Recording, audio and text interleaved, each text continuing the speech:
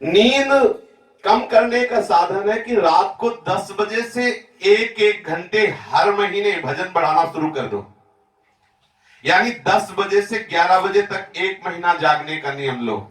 जैसे आप 10 बजे शयन करते हो तो एक महीना हम नियम ले लिया कि अब एक महीना 11 बजे पहले नहीं सोएंगे, तो उस समय गप नहीं लगाएंगे, मतलब भजन करेंगे बैठ के एकांत में। जब दूसरा महीना शुरू हो तो 12 बजे तक का नियम ले लें, तीसरा महीना 1 बजे तक का, चौथे महीने में 2 बजे तक का। इस तरह रात के 4 बजे तक जगने का अभ्यास करें और 4 बजे से सो जाएं। 4 बजे से सो जाएं, एकदम एकांत रहता है ना रात्रि में, ये भजनानंदी महापुरुषों की बात है। 4 बजे से सो जाए। यदि 2 घंटे में तुम्हारी नींद पूरी हो जाए तो 6 बजे उठ जाए, अपनी दिनचर्या प्रारंभ करें।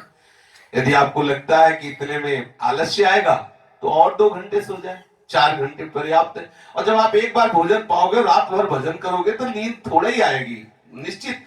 तमोगुण वृत्ति नष्ट हो जाती है तो नींद का कोई महत्व नहीं रह जाता। आपकी तंदुरुस्ती नहीं खराब होगी, ये मैं लिखित कहता हूं। कोई ऐसा ना सोचे कि कम सोने से स्वास्थ्य खराब हो जाए, क्योंकि भजन से वो बात महामहिमा में इंद्रियों को पुष्टता प्राप्त हो रही, इसलिए आप विक्षिप्त नहीं होंगे। अगर कि कोई डॉक्टरी भाव से कि भाई 6 घंटे नहीं सोओगे तो विक्षिप्त हो जाओगे, ऐसा नहीं। जो इंद्रियों को निद्रा से तमोगुण से बल मिलता है वो भजन से उससे और सुंदर सात्विक मिलता है।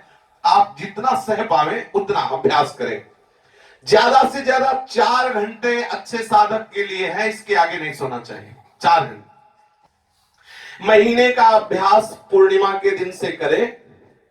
20 घंटे भजन का जिस दिन आप अभ्यास कर लेंगे, आप खुद देख लेंगे आपको क्या मिल गया। 4 घंटे खाना पीना सोना और 20 घंटे भजन करना, उसी में ये भजन ही हो रहा है। जैसे आप सत्संग सुन रहे, ये भजन ही है। अगर मन भाग रहा है तो नाम में लगाओ, बीच बीच में श्रवण इंद्रिय से सुनते रहो। पहले साधक को नींद बहुत जोर से सताएगी, बहुत परेशान करेगी। आप खड़े हो जाइए, टहलने लगिए, पानी मुख में मारिए, लेकिन नींद मत आने दीजिए, जो नियम लीजिए। साधन के आरंभ काल में आपको बहुत ऐसा लगेगा कि क्यों इतना, कहां तक झेले, ऐसा लगेगा। आप बिल्कुल कड़क रहिएगा।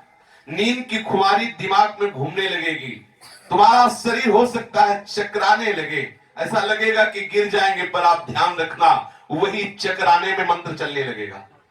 समझ रहे ना? नींद की गर्मी में जो चक्कर शुरू हुआ, उसी चक्कर में मंत्र शुरू हो गया। ऊर्जा शक्ति चाहिए, ये ऊर्जा शक्ति बढ़ेगी। 2 घंटे 4 घंटे ऐसा। और ये कभी कोई लिखित उन्होंने कहा, ये कभी कोई ना सोचे कि उसका स्वास्थ्य खराब हो जाएगा, ऐसा नहीं हो सकता। क्योंकि भगवान नाम जापक है, समस्त इंद्रियों को सामर्थ्य भजन से प्राप्त होती रहेगी। कभी भी किसी भी स्थिति में घबराना नहीं, साधन छोड़ने का ख्याल भी मत आने देना। अरे छोड़ो यार, बहुत हो गया झंझट, चलाओ और आराम से सो जाओ, ऐसे नहीं। रात के आपके कमरे में दूसरा कोई प्रवेश ना करे, ये नियम बना ले। आपका अपना कमरा सुरक्षित हो, भगवत कृपा से ऐसा तो आपका कमरा सुरक्षित होना चाहिए। और हम तो कहते हैं कमरे में किसी को क्यों मिलने दो, आप बाहर मिलिए। किसी को मिलना है, आप बाहर अपने कमरे में क्यों बुलाएं? आपका साधन कक्ष आपके ही परमाणुओं से सुव्यवस्थित सुरक्षित रहना चाहिए। आप ताला चाबी रखिए, अपना लगा दीजिए, दर्शन किए, सत्संग सुनिए, फिर अपने कमरे में बंद हो। किसी से मिलना जुलना है तो बाहर मिलिए, बाहर हाल में आके मिलिए, बाहर मिलिए। हाँ, समय दे दिया कि आप उस समय वहां किसी लता के नीचे बैठ के मिलिए। अपना साधन कक्ष सुरक्षित और पवित्र रहना चाहिए। और भाई जी के शब्दों में कि जैसे व्यभिचार प्रवृत्ति होती है, अर्थात कमरे में कई लोगों का आना जाना होता है, तो परमाणु उसको साधन के नहीं मिल पाते हैं और उसकी सिद्धावस्था में बड़ी कठिनाई होती है। इसलिए साधक को अव्यभिचार वृत्ति अर्थात कोई भी कमरे में प्रवेश ना करे, किसी भी तरह के दूसरे परमाणुओं का प्रवेश। थोड़ा करके देख लो क्या परेशानी है। ठाकुर जी ने सब व्यवस्था दी है अपने लोगों को, तो आप अपने नियम से, किसी से वैर नहीं, पर कोई मिलना चाहता है तो बाहर मिले, हमारे साधन कक्ष में। साधन कक्ष सुरक्षित और भजन परायण परमाणुओं से युक्त। रात को कमरे में किसी का प्रवेश नहीं होना चाहिए। किसी को भी जो आपके आसपास कमरे में रहता हो सोते हुए देखना नहीं चाहिए।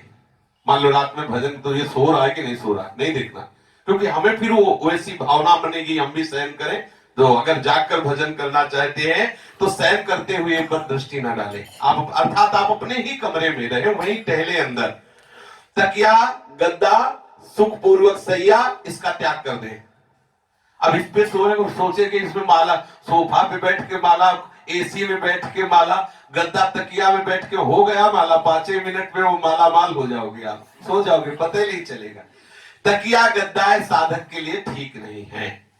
साधक ज्यादा सुकोमल वस्त्रों पर अगर शयन करेगा तो अधिक नींद आएगी और नींद तंग करेगी। साधक चाहे गर्मी हो चाहे सर्दी, ऊन और कुशा के सिवा कोई आसन न बिछाए, ऐसा ही जीवन में रहा है। ऊन और कुशा के सिवा कोई शासन, कंबल और कुशासन, कुशासन नहीं मिल पा रहा तो कंबल का आसन है, नीचे टाट बिछा लो, चटाई मिलती चटाई डाल लो, एक कंबल डाल लो, बस शयन करना है। अपने हाथ की तकिया है, जितनी देर नींद आई सुखद आई, नहीं तो बैठ के नाम जप कर रहे। अब 14 प्रकार की तकिया, छोटी मझोली और बड़ी, तो भजन क्या होगा ठाकुर जी जाने। अगर आपको ऐसी परेशानी लग रही है कि मुझे मेरा शरीर नींद के कारण मुझे गिरा देगा, तो छत में कोई एक ऐसी रस्सी बांध लीजिए, जिसमें नारायण स्वामी जी ने लिखा है, और उसे आप पकड़ लीजिए और फिर माला चलाइए। मतलब युद्ध करना है, युद्ध, पूरी पक्की ट्रेनिंग चाहिए इसमें, कोई साधारण भगवत पार्षद पद प्राप्त होना है। एक रस्सी का झूला डाल दीजिए, उसमें एक डंडा बांध दीजिए, उस डंडे में हिलिक जाइए, पूरी रात भजन कीजिए, नींद मत आने दीजिए। ऐसा कह रहे, जिस समय ज्यादा नींद आवे तो उस डंडे के सहारे खड़े हो जाइए। आपको नींद नहीं आनी चाहिए, लड़ो इस दुश्मन से। अगर आपको नींद आती है तो तेज रोशनी करके रखिए आप अपने कमरे में, अंधेरा मत होने दीजिए, फिर उसमें भजन कीजिए। ऐसे शेष चर्चा आगे। यहां कल से विश्राम हुआ था कि साधक को सुखपूर्वक नींद आ जाए ऐसी सैया पे नहीं शयन करना चाहिए। देखो वैसा तो हम सोच भी नहीं सकते शरीराभिमानी जीव, पर आप देखो भगवान के अवतार हैं भरत जी, चतुर्विंश रूप से राम लक्ष्मण भरत शत्रुघ्न, जैसे वासुदेव संकर्षण प्रद्युम्न अनिरुद्ध, ऐसे ही भरत जी साक्षात जो भगवान है वही भरत जी है। 4 रूपों में भगवान ही प्रकट हुए हैं।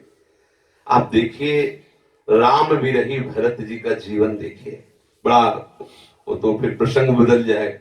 आप देखो प्रभु वनवास कर रहे हैं और अयोध्या में रहते हुए अपने शरीर को कस रहे हैं।